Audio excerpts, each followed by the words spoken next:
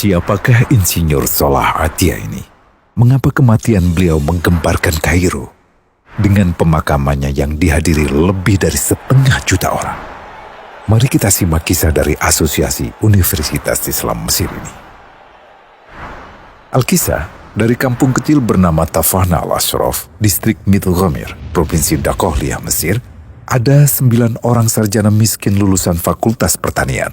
Lalu mereka pun sepakat membuat sebuah peternakan unggas, sembari mencari mitra ke-10. Namun mereka terbentur modal, maka dengan sekuat tenaga mereka kumpulkan dari hasil menjual tanah, perhiasan istri, hingga meminjam.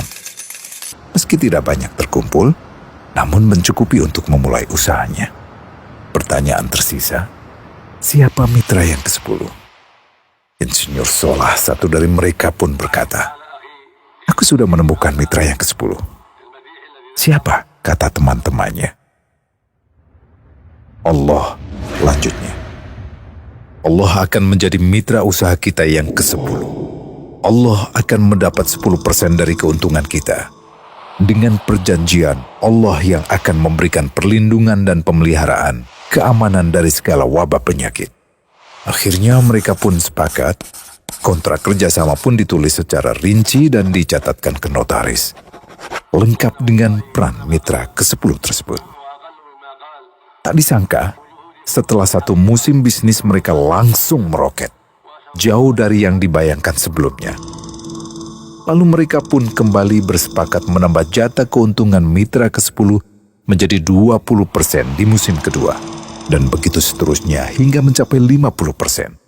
Lalu bagaimana keuntungan mitra ke-10 itu dialokasikan? Dimulai dengan membangun sekolah dasar Islam putra, lalu lanjut putri, kemudian sekolah menengah putra, kemudian putri. Tambah lagi madrasah aliyah putra, lalu putri.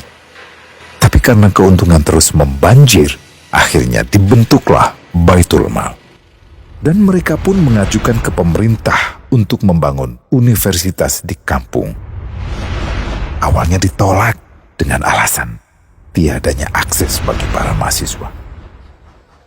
Tak berapa lama mereka pun mengajukan pembangunan universitas lengkap dengan stasiun kereta beserta jalurnya dengan biaya mandiri. Akhirnya permintaan ini disetujui, dan pertama dalam sejarah Mesir berdirilah sebuah universitas di perkampungan kecil. Semakin berkembang, dibangun pula fakultas kedua, ketiga, keempat hingga asrama putri dengan kapasitas 600 kamar.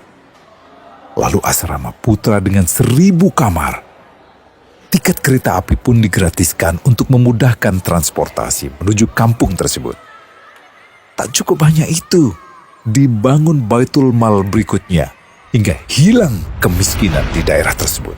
Dan program ini diduplikasi ke kampung-kampung lain hingga bisa dikatakan tak ada kampung yang disinggahi Insinyur Salah kecuali akan dibangun Baitul Mal untuk warga. Bantuan pun diberikan untuk fakir miskin dan para janda.